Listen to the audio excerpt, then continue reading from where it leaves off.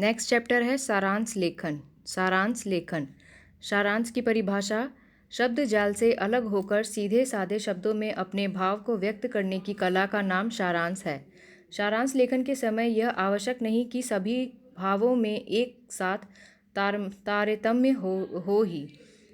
सारांश में तथ्यों की व्यवस्था और तारतम्य पर बल नहीं दिया जाता है, जबकि सार लेखन संक्षेपण कला ठीक इसके विपरीत अनुशासन को धारण करती है। लेकिन सारांश को पढ़कर यह ज्ञात न हो कि इसमें किसी बात की कमी है। एक उत्कृष्ट सारांश लेखन की विशेषता: शीर्षक चयन। अवतरण 2-4 बार ध्यान से पढ़ना चाहिए, फिर सोचना चाहिए कि अवतरण में कौन सा भाव या विचार बार बार टकरा रहा है। वही आपके अवतरण का शीर्षक है।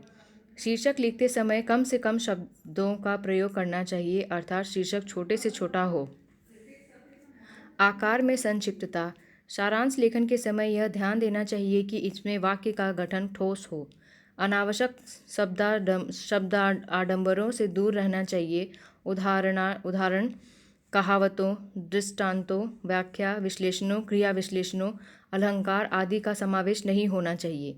जहाँ जहाँ दीर्घ शब्दावली हो वहाँ सामसिक चिन्ह का प्रयोग कर लघु रूप देना चाहिए, किंतु कहीं से भी ऐसा न लगे कि मूल अवतरण में से कोई आवश्यक तथ्य छूटा है। सारांश आकार में मूल पाठ का 1/3 या 1/4 होना चाहिए। अभिव्यक्ति की स्पष्टता। मूल अवतरण का सारांश लेखन इस ढंग से तैयार किया जाए कि इसे पढ़ने पर लगे कि मूलांश का निचोड़ सारांश में है। बिना मूल अवतरण पढ़े समझे यह स्पष्ट हो जाए कि उसमें क्या भाव है।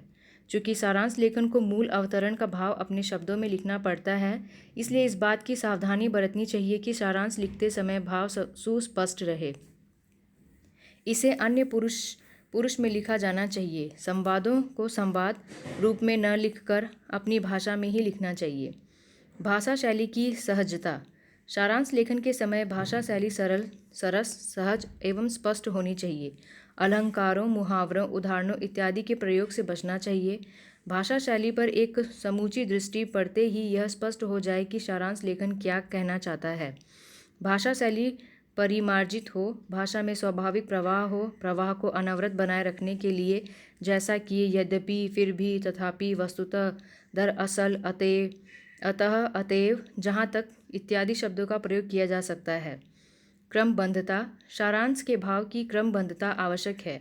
हाँ, सारांश के भावों का उस क्रम में आना कोई अनिवार्य अनुशासन नहीं है जिस क्रम में मूल अवतरण में आए हैं। बेशक सारांश लेखन अपनी चतुर सूझबूझ से उसमें वांछित परिवर्तन कर सकता है, किंतु इस बात का विशेष रूप से ध्यान रखना चाहिए कि जिस किसी विचार अथवा भाव की अभिव्यक्ति हो उसमें तार्किक क्रमबद्ध हो ही, अन्यथा पूरा का पूरा सारांश सतही बनकर रह जाएगा। अनुच्छेद व्यवस्था। सारांश लेखन के समय आवश्यकता अनुसार अनुच्छेद की व्यवस्था होनी चाहिए। एक अनुच्छेद के अंतर्गत एक ही भाव की अभिव्यक्ति होनी चाहिए, अर्थात एक अनुच्छेद के अंतर्गत एक ही मूल भाव लिखना चाहिए। सारांश लेखन के उदाहरण। निम्नलिखित उदाहरणों का सारांश अपने शब्दों में लिखिए और लेखांकित स्थूलांकित अंशों को सरल हिंदी में समझाइए। पहला एग्जाम्पल दिया है: समस्त संसार के भिन्न भिन्न राष्ट्रों, जातियों के इतिहासों को देखने से मालूम हो जाता है कि राष्ट्रीयता का भाषा और साहित्य के साथ बहुत ही घनिष्ठ और गहरा संबंध है। ऐसा होना स्वाभाविक ही है, क्योंकि राष्ट्रीयता और जातीयता के अंगों में सबसे अधिक आवश्यक अंग एकता है, और वह एकता किसी विषय विशेष में नहीं। वह एकता जितनी व्यापक होगी उतनी ही राष्ट्रीयता में स्थिरता होगी और वह शक्तिशाली होगी। भावों की एकता अन्य सब प्रकार की एकताओं का मूल है, और यह भावों की एकता तभी हो सकती है जब वे विभिन्न व्यक्ति जिनके द्वारा राष्ट्रीयता का निर्माण होता है अपने भावों को एक दूसरे पर व्यक्त कर सकें। इस महान कार्य के लिए भाषा की अत्यंत आवश्यकता है। साहित्य क्या है? साहित्य मानव जाति के उच्च से उच्च और सुंदर से सुंदर विचारों तथा भावों का वह गुच्छ है जिसकी बाहरी सुंदरता और भीतरी सुगंधित दोनों ही मन को मोह लेते हैं। कोई जाति जब तक बड़ी नहीं हो सकती तब तक उसे भाव और विचार उन्नत न हो। जब भाव और विचार उन्नत होंगे तब उनका विकास उस जाति के साहित्य के रूप में ही हो सकता है। इसलिए जाति या राष्ट्र के उत्थान के साथ साथ उस जाति या राष्ट्र के साहित्य का भी उत्थान होना स्वाभाविक है। इस प्रकार साहित्य की अवनति उस जाति के पतन का अटल और अटूट प्रमाण है। भारत के ही इतिहास को लीजिए। महाभारत, रामायण और उपनिषद अवश्य ऐसे समय में लिखे गए थे जब यह देश बहुत उन्नत था। यह कल्पना संभव नहीं तो दुष्कर अवश्य है कि ऐसे ग्रंथ रत्न किसी असभ्य बर्बर जाति के आचार्यों द्वारा लिखे गए हों। जब बौद्धों का राज्य भारत में एक छोर से दूसरे छोर तक फैल गया और उनका प्रभुत्व तथा गौरव भारतवर्ष के बाहर भी पहुंच गया तो पाली भाषा और पाली साहित्य की उन्नति भी साम्राज्य की उन्नति के साथ ही साथ बढ़ती गई। अब सारांश है, राष्ट्रीयता का भाषा और साहित्य से घनिष्ठ संबंध था। राष्ट्रीयता और जातीयता की आधार भूमि एकता है, जिसकी अभिव्यक्ति भाषा और साहित्य के माध्यम से ही संभव है। भाषा की अनिवार्यता इसलिए भी है कि व्यक्ति परस्पर अपने भावों का प्रकाशन इसी अवलंब से करते हैं। इसी प्रकार साहित्य भी सुंदर भावों एवं विचारों को समुच्चय करते हैं। इसलिए जाति या राष्ट्र की समुन्नति सुंदर भावों और विचारों के परिवेश में पनपने वाले साहित्य की अपेक्षा रखती है। साहित्य की उन्नति अवनति में किसी जाति अथवा राष्ट्र का उत्थान अथवा पतन निहित है। भारतीय इतिहास के अतीत और वर्तमान में इस आशय के अभिप्रेत उदाहरण दिए जा सकते हैं। महाभारत, रामायण तथा उपनिषद कालीन सभ्यता एवं बौद्ध कालीन सभ्यता में जो है वह इस बात का स्पष्ट प्रमाण है। रेखांकित अंशों का स्पष्टीकरण। राष्ट्रीयता का भाषा और साहित्य के साथ बहुत घनिष्ठ और गहरा संबंध है। देश की समग्रता और एकाग्रता को सूचित करने वाले भाव का नाम राष्ट्रीयता है। यह राष्ट्रीयता भाषा और साहित्य जिससे विचार विनिमय एवं भाव संपदा का संरक्षण होता है पर निर्भर है। सेकंड पॉइंट है, राष्ट्रीयता और जातीयता के अंगों में सबसे अधिक आवश्यक अंग एकता है। राष्ट्रीयता और जातीयता के निमित्त जन उपकरणों की आवश्यकता होती है। उनमें एकता का स्थान महत्वपूर्ण है क्योंकि इनके द्वारा समस्त जाति और देश के लोग परस्पर सहयोग एवं सद्भाव से संगठित होते हैं। तीसरा है विषय विशेष। एक विशेष विषय व्यापक सर्वगामी विस्तृत अधिकाधिक विषयों में स्थिरता, दृढ़ता, अचलता और स्थायित्व। भावों की एकता अन्य सब प्रकार की एकताओं का मूल है। भावों की एकता पर ही अन्य एकताएं निर्भर हैं क्योंकि भावों की एकता मनुष्य को भीतर से एक करनी है जिसका प्रभाव बाहर भी पड़ता है। अपने भावों को दूसरे पर व्यक्त कर सकें, अपने भावों को दूसरे पर प्रकट कर सकें, भावों एवं विचारों का परस्पर आदान प्रदान हो सके। विचारों तथा भावों का वह गुच्छ है, विचारों तथा भावों का चयनात्मक समुच्चय है। इसी प्रकार साहित्य की अवनति उस जाति के पतन का अटल और अटूट प्रमाण है। साहित्य की अवनति किसी जाति अथवा देश के पतित होने का सबसे बड़ा प्रमाण है।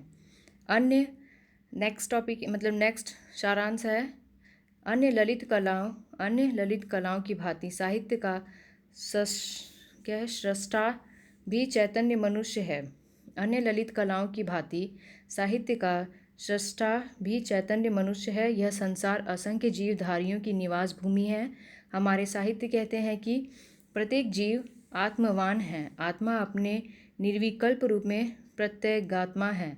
ज्ञान, इच्छा और क्रिया से आत्मा की 3 वृत्तियां मानी गई हैं। जिस प्रकार प्रत्येक जीव आत्मवान है उसी प्रकार प्रत्येक में अनात्म भी है। सांख्य में इसे ही मूल प्रकृति कहा है। आत्म और अनात्म से सम्मिश्रण से ही जीवन मात्र की रचना हुई है। गोस्वामी तुलसीदास ने इसी को जड़ चेतना की ग्रंथि कहकर अपना प्रसिद्ध रूपक बांधा है। संसरण इसी सम्मिश्रण का रूप है। प्रत्यगात्मा और मूल प्रकृति आत्म और अनात्म दोनों ही परमात्मा में हैं, जिनकी लीला का यह संसार हमारी आंखों के सामने फैला हुआ है। जितने जीवधारी हैं सब में आत्म भाव और अनात्म भाव भिन्न भिन्न मात्राओं में व्याप्त हो रहा है। इसलिए जीवों में गणित रूप है। एक परमात्मा का यह अगणित रूप एकोह बहुश्याम के श्रुति वाक्य से सिद्ध होता है। किसी जीव में आत्मभाव प्रबल है, किसी भी अनात्म भाव प्रबल है। किसी जीव में आत्मभाव प्रबल है और किसी में अनात्म भाव प्रबल है। इसलिए हम बधुआ किसी राष्ट्र को सत्योन्मुख और किसी को असत्योन्मुख कहते हैं। संसार में कभी सतयुग और कभी कलयुग का प्रवेश बतलाते हैं और समष्टि चक्र में कभी आत्मा की तथा कभी अनात्मा की अधिकता पाते हैं। मूल में पहुँचने पर हम प्रत्येक जीव में आत्मभाव और अनात्म भाव का दर्शन करते हैं, जिनके सहयोग से यह बहुरूपी संसार भास रहा है। सारांश है इसका, अन्य ललित कलाकारों की भांति साहित्यकार भी चैतन्य मनुष्य हैं। अन्य जीवों की भांति मनुष्य में भी आत्म और अनात्म का सम्मिश्रण है। आत्म चेतन का और अनात्म जड़ का प्रतीक है। आत्म और अनात्म के सम्मिश्रण से ही इस संसार की सृष्टि संभव हुई है। इसी को परमात्मा की लीला कहा गया है, क्योंकि परमात्मा में इन दोनों का अंतर्भाव है। संसार के विविध रूपों में परमात्मा की सत्ता है। जिस रूप में आत्मा का आधिक्य है वह सत्योन्मुख है, और जिनमें अनात्मा की अधिकता है वह असत्योन्मुख है। रेखांकित अंशों का स्पष्टीकरण। साहित्य का सृष्टा भी चैतन्य मनुष्य है। साहित्य की रचना करने वाला मनुष्य एक विवेकशील और बौद्धिक दृष्टि से जागरूक प्राणी है। हर जीवधारी साहित्य रचना का दावा नहीं कर सकता। उसके लिए विकास की श्रृंखला में मनुष्य की कोटि को पहुंचा हुआ प्राणी ही अपेक्षित है। सेकंड है ज्ञान, इच्छा और क्रिया। ये आत्मा की 3 वृत्तियां मानी गई हैं। हर आत्मवान प्राणी में 3 गुण होते हैं। वह ज्ञानवान होता है, अर्थात उसे वस्तुओं की पहचान होती है। उसमें इच्छा शक्ति होती है, अर्थात वह कुछ वस्तुओं के प्रति स्पृहा रखता है और कुछ के प्रति नहीं। अपनी इच्छा की पूर्ति के लिए वह कार्यशील रहता है। नेक्स्ट है एक परमात्मा का यह अगणित रूप एको ही बहुश्याम के श्रुति वाक्य से सिद्ध होता है। संसार की विविध वस्तुएं जो असंख्य चराचर के रूपों में दिखाई देती हैं, परमात्मा की ही प्रतिछाया है। वेदों में कथित यह वाक्य सत्य है कि एक परमात्मा अपनी लीला रूपी सृष्टि की रचना हेतु अनेक रूपों में अपने को प्रतिभाषित करता है। नेक्स्ट है इसलिए हम बहुधा किसी राष्ट्र को सत्योन्मुख और किसी को असत्योन्मुख कहते हैं।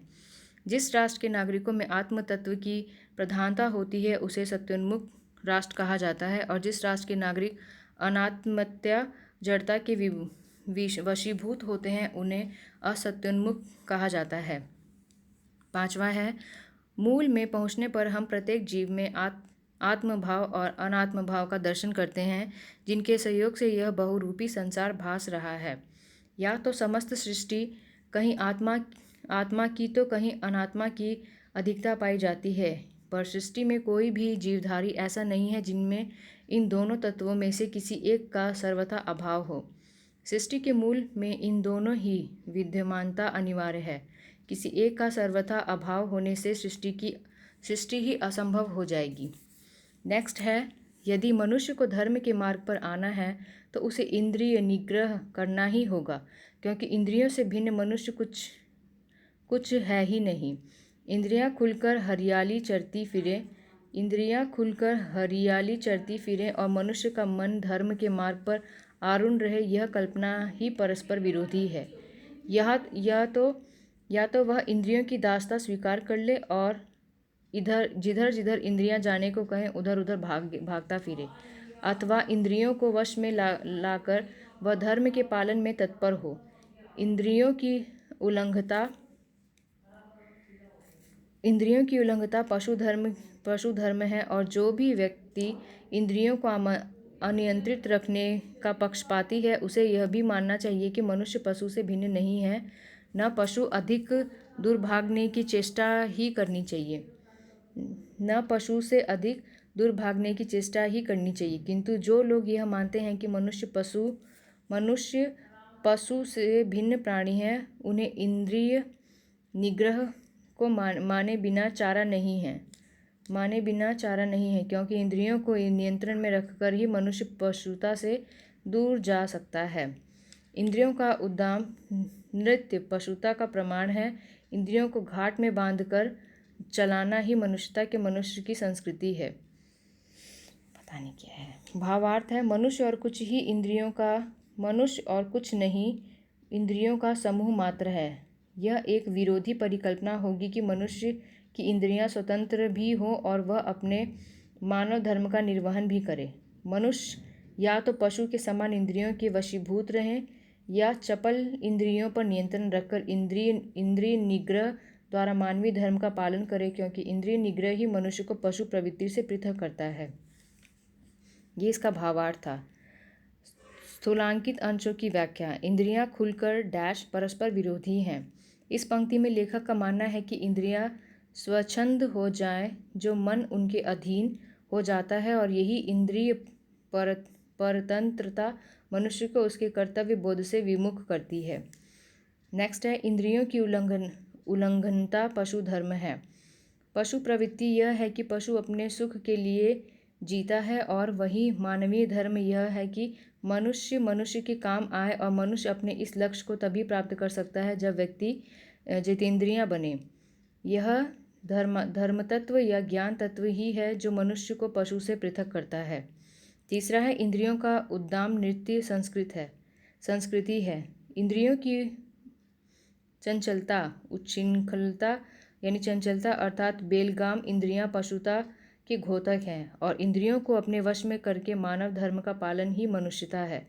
धर्म मनुष्य को मानव कर्तव्य का बोध कराता है, जिससे मनुष्य अपने इंद्रियों पर अंकुश लगाते हुए धर्म के मार्ग का अग्रसर होता है।